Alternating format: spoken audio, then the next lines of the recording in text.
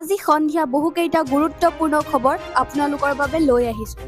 আপুনি চাবলৈ আৰম্ভ কৰিছে ফাষ্ট নিউজ 24/7।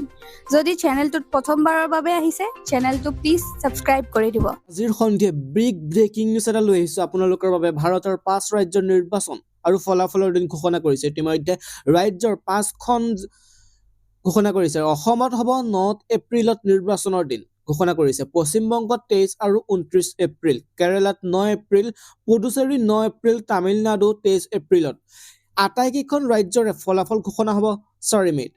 ইপিনে এটা পৰ্যায়ত নিৰ্বাচন অনুষ্ঠিত কৰাৰ বিৰোধিতা অখিল গগৈৰ। অসমত নিৰ্বাচনী ৰণদংকা, সম্পূৰ্ণ সময়সূচী। 16 মাৰ্চত নিৰ্বাচনী অধিসূচনা জাৰি, 23 মাৰ্চত মনোনয়ন সংগ্ৰহ আৰু দাখিলৰ অন্তিম দিন, 24 মাৰ্চত মনোনয়নৰ পত্ৰ পৰীক্ষা, 26 মাৰ্চ মনোনয়ন প্ৰত্যাহাৰৰ অন্তিম দিন, 26 মাৰ্চ চূড়ান্ত প্ৰাৰ্থীৰ তালিকা ঘোষণা, 7 এপ্ৰিল প্ৰচাৰ অভিযানৰ সামৰণি, 9 এপ্ৰিল ভোট গ্ৰহণ আৰু 4 মে'ত ফলাফল ঘোষণা কৰিব। ইপিনে অসমৰ নিৰ্বাচনে বিশেষ এটা লৈ আহিছোঁ, সবিশেষ এটা বিগ ব্ৰেকিং নিউজ। অসমৰ সৰ্বমুঠ 31,484টা ভোট কেন্দ্ৰত হ'ব ভোট গ্ৰহণ। গ্ৰামাঞ্চলত 27,771টা ভোট কেন্দ্ৰ, নগৰাঞ্চলত 3,775টা ভোট কেন্দ্ৰ। ইপিনে অসমৰ ৰাজনীতি বিগ ব্ৰেকিং নিউজ। কইনাধৰত অমিত শ্বাহৰ অগপৰ নেতৃত্বৰ গুৰুত্বপূৰ্ণ বৈঠক। কইনাধৰত অমিত শ্বাহৰ অগপৰ নেতৃত্বৰ গুৰুত্বপূৰ্ণ বৈঠক অনুষ্ঠিত হয়। শাসকীয় দলৰ মিত্ৰতা তথা আসন বুজাবুজিক লৈ গুৰুত্বপূৰ্ণ বৈঠক অনুষ্ঠিত হয়। বৈঠকত উপস্থিত থাকে মুখ্যমন্ত্ৰী হিমন্ত বিশ্ব শৰ্মা, ৰাজ্যিক বিজেপিৰ সভাপতি দিলীপ শইকীয়া। বৈঠকত উপস্থিত থাকে অসম গণ পৰিষদৰ সভাপতি অতুল বৰা, কেশৱ মহন্তকে ধৰি 2 দলৰ নেতৃত্ব উপস্থিত থাকে। বৈঠকৰ পিছতে সংবাদ মাধ্যমৰ আগত গুৰুত্বপূৰ্ণ মন্তব্য কৰে অসম গণ পৰিষদৰ সভাপতি অতুল বৰাই। অতুল বৰাই কয় যে আজি গৃহমন্ত্ৰী অমিত শ্বাহৰে মিত্ৰতা সন্দৰ্ভত আলোচনা কৰিলো। মুখ্যমন্ত্ৰীৰ সৈতে ইতিমধ্যে আলোচনা হৈছিল। অহা 17 মাৰ্চত বিজেপিৰ সংসদীয় কমিটিৰ বৈঠকত অনুষ্ঠিত হ'ব। তাৰ পিছতে সিদ্ধান্ত হ'ব আসন বুজাবুজিক লৈ মিত্ৰতাৰ সন্দৰ্ভত। আজি এই আলোচনা ইতিবাচক আছিল। অমিত শ্বাহে মিত্ৰ দলক সদায় সন্মান কৰে। লগতে অসম গণ পৰিষদৰ সভাপতি অতুল বৰাই গ্ৰেটাৰ গুৱাহাটী অসম গণ পৰিষদৰ প্ৰাৰ্থী থাকিব বুলি প্ৰকাশ কৰে।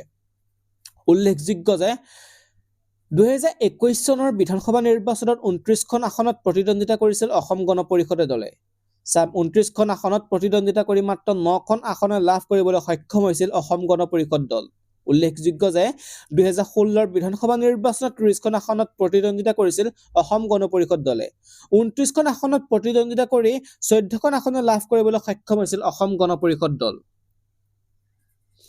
ইতিমধ্যে ভাৰতীয় নিৰ্বাচন আয়োগে ঘোষণা কৰিছে অসম বিধানসভা নিৰ্বাচনৰ দিন।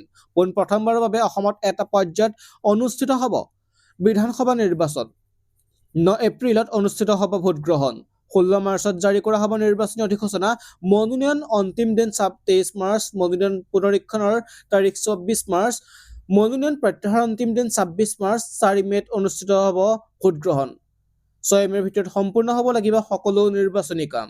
দেশক বচাম, অসমক বচাম, যুৱ শক্তিৰ সমাৰোহত যুৱ সমাজক সম্বোধন কৰি উন্নয়ন, চাকৰি আৰু সুৰক্ষাৰ সংকল্প ঘোষণা মুখ্যমন্ত্ৰীৰ।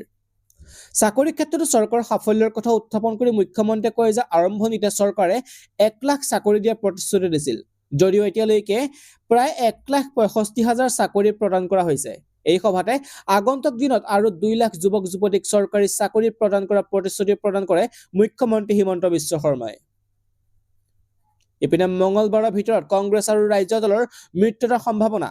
ধিং সমষ্টিৰ ৰাজ্য দলক এৰি দি মিত্ৰতা চূড়ান্ত কৰাৰ সম্ভাৱনা কংগ্ৰেছৰ।